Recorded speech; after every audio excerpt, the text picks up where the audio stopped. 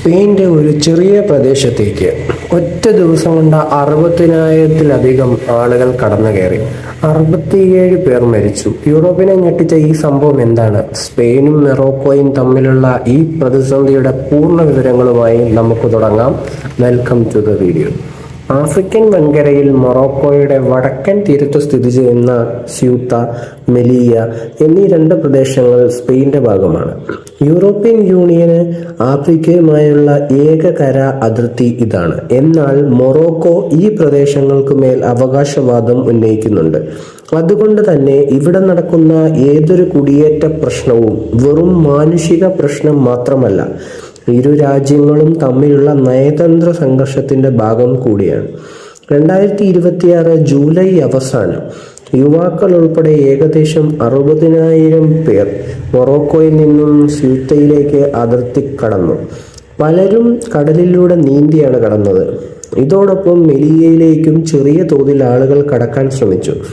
ഈ കൂട്ടക്കുടിയേറ്റത്തിനിടെ ഏറ്റുമുട്ടലുകൾ ഉണ്ടായി. വാഹനങ്ങൾ കത്തിച്ചു, കല്ലേറ് നടന്നു. ഈ അരാജകത്വത്തിൽ 67 പേർ മരണമടഞ്ഞു. എന്തുകൊണ്ടാണ് ഇത്രയും വലിയ തോതിൽ ഈ സംഭവം നടന്നത്? 3 പ്രധാന കാരണങ്ങളാണ് വിദഗ്ധർ ചൂണ്ടിക്കാട്ടുന്നത്. 1. സ്പെയിൻ്റെ പരമോന്നത കോടതി ജൂൺ 29 ഒരു സുപ്രധാന വിധി പുറപ്പെടുവിച്ചു. കടൽ വഴി എത്തുന്ന കുടിയേറ്റക്കാരെ വേണ്ടത്ര നടപടികളില്ലാതെ തിരിച്ചയക്കാൻ പാടില്ല എന്നതായിരുന്നു വിധി. 2. മൊറോക്കോയിലെ യുവാക്കൾക്കിടയിലെ തൊഴിലില്ലായ്മ ഏകദേശം 37% വരും. സ്പെയിൻ്റെ സാമ്പത്തിക സ്ഥിതി മെച്ചപ്പെട്ടതിനാൽ യൂറോപ്പിലേക്കും ആകർഷണം സ്വാഭാവികമായും കൂടുതലാണ്. 3. 2021 സമാനമായ ഒരു സംഭവം ഉണ്ടായിരുന്നു. അന്ന് പശ്ചിമ സഹാറ വിഷയത്തിൽ നയതന്ത്ര തർക്കത്തിന്റെ ഭാഗമായി മൊറോക്കോ മനഃപൂർവ്വം അതിർത്തി നിയന്ത്രണങ്ങൾ അയച്ചു എന്നാണ് വിലയിരുത്തൽ. സംഭവത്തിന് ശേഷം സ്പെയിൻ അതിവേഗം നടപടികൾ സ്വീകരിച്ചു. സ്യൂത്തയിലെ അതിർത്തിയിൽ കടലിൽ ഒരു തടയണ സ്ഥാപിച്ചു. സ്പെയിൻ വിദേശകാര്യമന്ത്രി പറഞ്ഞത് ഇപ്രകാരമാണ്: കടന്നു വരുന്നവരിൽ ഭൂരിഭാഗവും ഇപ്പോൾ മൊറോക്കോയിലേക്ക് തിരിച്ചുപോയി എന്നാണ്.